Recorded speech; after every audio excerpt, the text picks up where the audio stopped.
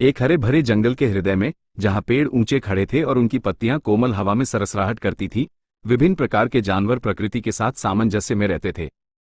जंगल एक जीवंत पारिस्थितिकी तंत्र था जो जीवन से भरपूर था। पक्षी मीठी धुनें गाते थे और एक कोमल झरना परिदृश्य के माध्यम से बुदबुदाता था, जंगल के निवासियों के लिए आजीविका प्रदान करता था। एक हिरण परिवार बड़ी भूरी आंखों और कोमल कदमों के साथ जंगल के तल पर उगे हरे भरे घास पर चरता था। एक जिज्ञासु गिलहरी एक तने पर चढ़ती थी, एक तितली का लापरवाही से पीछा करती थी। जंगल का तल कीटों से भरा था, प्रत्येक पारिस्थितिकी तंत्र में अपनी भूमिका निभा रहा था। हालांकि जैसे जैसे वर्ष बीतते गए, मानव गतिविधि इस शांत वातावरण पर अतिक्रमण करने लगी। मशीनरी की आवाज और डीजल ईंधन की गंध ने हवा को भर दिया, शांति को परेशान किया और पारिस्थितिकी तंत्र के नाजुक संतुलन को बाधित किया। लोग लकड़ी के लिए पेड़ों को काटने आए और जंगल सिकुड़ने लगा।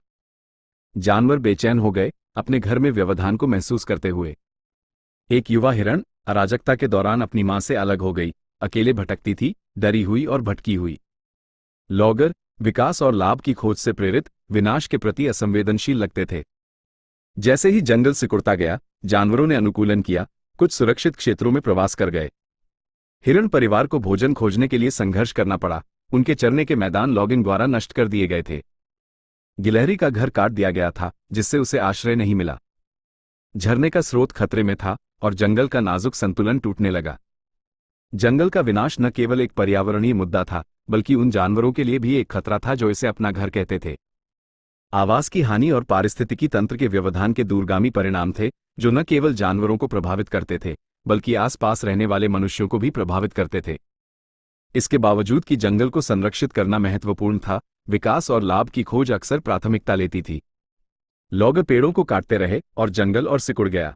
जानवरों को एक नई वास्तविकता के अनुकूल होने के लिए मजबूर किया गया, जहां उनका घर लगातार नष्ट हो रहा था। हालांकि कुछ लोग जंगल और इसके निवासियों की रक्षा के लिए लड़े। संरक्षणवादियों का एक समूह अथक परिश्रम करता है पेड़ों को पुनः लगाने, आवासों को बहाल करने और लॉगरों को स्थायी प्रथाओं के बारे में शिक्षित करने के लिए। उन्होंने समझाया कि जंगल केवल एक संसाधन नहीं है, बल्कि एक जीवित, सांस लेने वाली इकाई है जो मनुष्यों और वन्यजीवों दोनों के लिए कई लाभ प्रदान करती है। संरक्षणवादियों के प्रयासों को कुछ लोगों ने प्रतिरोध का सामना किया, जिन्होंने जंगल को एक साधन के रूप में देखा, विकास और प्रगति को बढ़ावा देने का एक तरीका। हालांकि अन्य लोगों ने जंगल को संरक्षित करने के मूल्य को देखना शुरू कर दिया और विकास और संरक्षण के बीच संतुलन खोजने के महत्व को समझा। जैसे जैसे वर्ष बीतते गए, जंगल ठीक होने लगा, संरक्षणवादियों के प्रयासों और आसपास रहने वाले मनुष्यों के बदलते दृष्टिकोण के कारण। पेड़ पुनः उगाए और जानवर लौट आए।